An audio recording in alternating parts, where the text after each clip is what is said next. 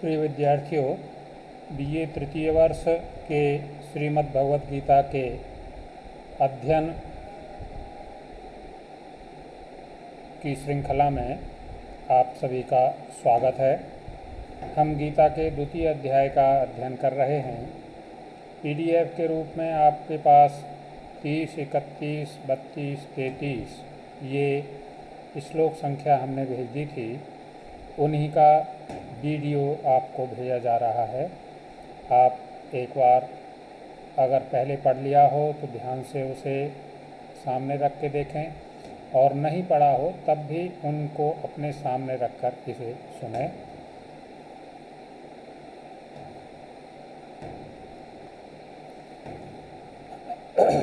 देहि नित्यमवध्योऽयं देहे सर्वस्य भारत, तस्मात् सर्वाणि भूतानि न त्वं शोचितुमर्हसि। देहि नित्यमवध्योऽयं देहे सर्वस्य भारत, तस्मात् सर्वाणि भूतानि न त्वं शोचितुमर्हसि। श्री कृष्ण आत्मज्ञान प्रसंग को ही आगे बढ़ाते हुए श्री कृष्ण अर्जुन को उपदेश दे रहे हैं कि अर्जुन, सर्वस्य देहे, सभी प्राणियों की देह में,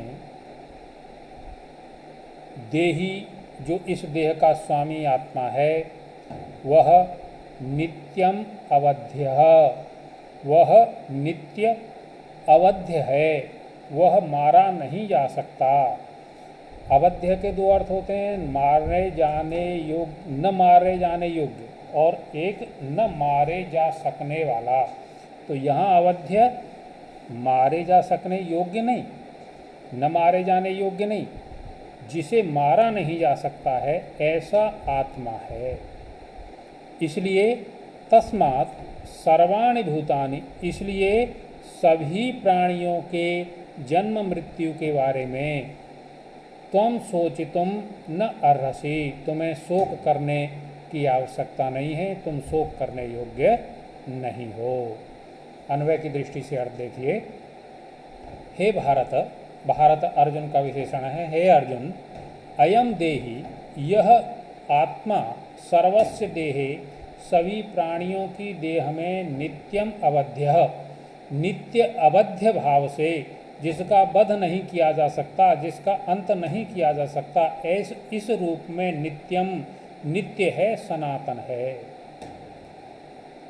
तस्मात् सर्वाणि भूतानि, इस आत्मा के नित्य और सनातन होने के कारण सर्वाणि भूतानि, सभी प्राणियों की जन्म मृत्यु के विषय में त्वं शोचितुम न अर्हसि, तुम शोक करने योग्य नहीं रह जाते हो। तुम्हें सभी प्राणियों की मृत्यु के विषय में, जन्म के विषय में शोक नहीं करना चाहिए। हे अर्जुन, अयम असौ आत्मा सर्वस्य समस्तस्य प्राणिनां प्राणिजातस्य देहे नित्यं सर्वदा वध कर्तुम अयोग्यः, वध कर्तुम अशक्यः, अस्य कश्चित् वध कर्तुम न शक्नोति। तस्मात् सर्वाणि भूतानि, सर्वाणां भूतानां प्रसंगे त्वं शोचितुं शोक कर्तुं न शक्नोति।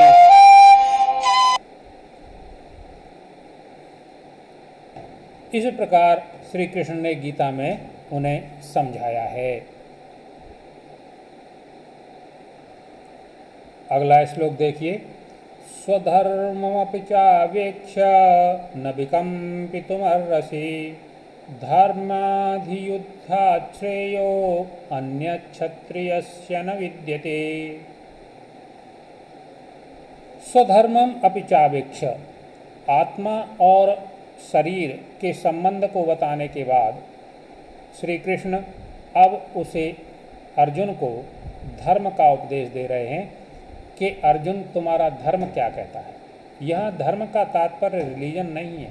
धर्म का अर्थ है धारणा धर्म मिथ्या हो, जिसे हम धारण करते हैं, जो हमारा स्वभाव है, जिसको हमने व्रत के रूप में धारण किया हुआ है, वह कर्तव्य ही हमारा धर्म है। श्री कृष्ण कह रहे हैं स्वधर्मम अपि चावेक्ष्य, अपने धर्म को देखते हुए भी न विकम्पित मर्रसी, तुम इस तरह कांपने योग्य नहीं हो, इस तरह कांपना तुम्हें शोभा नहीं देता। क्यों नहीं देता? धर्म्याधि युद्धाश्रेयो, धर्म युद्ध से श्रेयस्कर अन्य क्षत्रियस्य न विद्यते, और कुछ क्षत्रिय के लिए नहीं है। अर्थात क्षत्रिय के लिए धर्म युद्ध ही सबसे बड़ा श्रेयस्कर बिंदु है, धर्म युद्ध ही क्षत्रिय के लिए सबसे बड़ा श्रेयस्कर है। इसलिए तुम अपने धर्म को देखते हुए भी इस तरह मोह में कांप नहीं सकते, मोह में भय युक्त नहीं हो सकते हो। अन्वय की दृष्टि से अर्थ देखिए, च और भी स्वधर्मम अवेक्ष्य अपि, अपने धर्म का पालन करते हुए भी न विकम्पित मर्रसी, तुम इस तरह भय करने के योग्य नहीं हो, इस तरह विकम्पित, इस तरह कांपने के योग्य नहीं हो, इस तरह किम कर्तव्य होने के योग्य नहीं हो।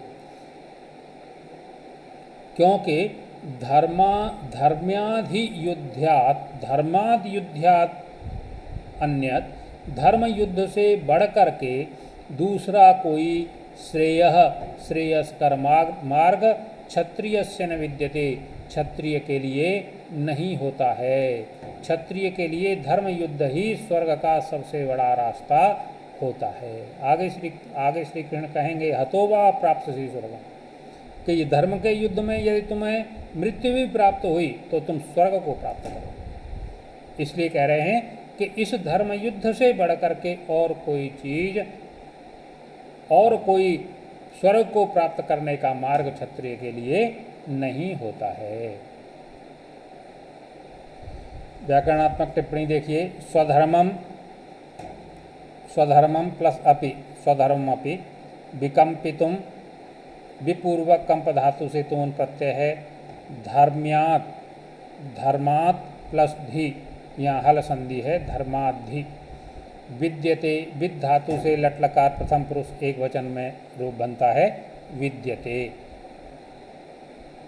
यदृक्षया चोपपन्नं स्वर्गद्वारमपावृतं, सुखिनः क्षत्रियाः पार्थ लभन्ते युद्धमीदृशम्। यदृक्षया चोपपन्नं स्वर्गद्वारमपावृतं, सुखिनः क्षत्रियाः पार्थ लभन्ते युद्धमीदृशम्। श्री कृष्ण कह रहे हैं कि अर्जुन, तू युद्ध से डर रहा है, जबकि क्षत्रिय तो जैसे मानो स्वर्ग का द्वार खुला हुआ मिल गया हो, इस प्रकार अपने आप स्वर्ग का द्वार खुला हुआ मिल गया हो, इस प्रकार युद्ध को प्राप्त करके क्षत्रिय लोग प्रसन्न होते हैं।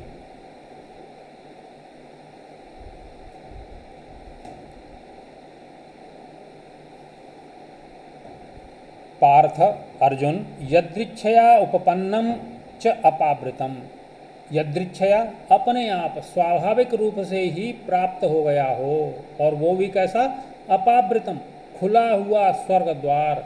जिस प्रकार सामान्य व्यक्ति अपने आप खुले हुए स्वर्ग के द्वार को देखकर प्रसन्न होता है, ठीक इसी प्रकार ईदृशम, ठीक इसी प्रकार युद्धम,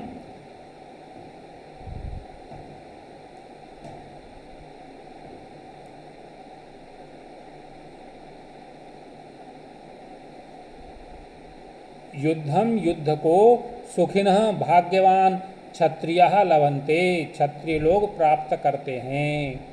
क्षत्रियों की मान्यता है कि जो भाग्यशाली लोग होते हैं उन्हें ही युद्ध का अवसर प्राप्त होता है। इसलिए हे अर्जुन, तू क्षत्रिय है और युद्ध के मार्ग से विरत मत हो।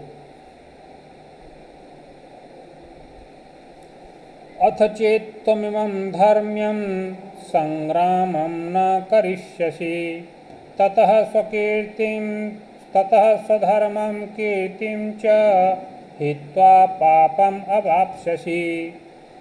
श्री कृष्ण कहते हैं कि अर्जुन, यदि तुम इस धर्म युद्ध को नहीं करोगे तो कोई तुम्हें भलवंशायत देने वाला नहीं है, कोई तुम्हारी प्रशंसा करने वाला नहीं है। अभी तो क्या होगा, स्वधर्मम, अपने धर्म को, और कीर्तिम, और कीर्ति को, हित्वा, नष्ट करके, पापम अवाप्स्यसि, तुम पाप को प्राप्त करोगे। अथ चेत त्वम इमं धर्म्यम, यदि तुम इस धर्म युद्ध को, धर्म्यम संग्रामम न करिष्यसि, धर्म युद्ध को नहीं करोगे, ततः तो क्या होगा, स्वधर्मम, अपने धर्म को, कीर्तिम च, और अपनी कीर्ति को का, हित्वा, नाश करके, पापम अवाप्स्यसि, तुम पाप को प्राप्त होगे, लोग तुम्हें अपयश देंगे। यदि तुम इस धर्म युद्ध को नहीं करते हो तो निश्चित रूप से तुम अपने धर्म और कीर्ति का नाश करके अपयश को प्राप्त होगे, तुम्हें पाप की प्राप्ति होगी। इसलिए हे अर्जुन, तुम युद्ध के लिए तैयार हो। ऐसा इन पिछले 3 श्लोकों में, पहले श्लोक में आत्मा की नित्यता के बारे में बताया और पिछले 3 श्लोकों में अर्जुन को युद्ध के लिए श्री कृष्ण ने प्रेरित किया है। आगे के श्लोक कल पढ़ेंगे। धन्यवाद।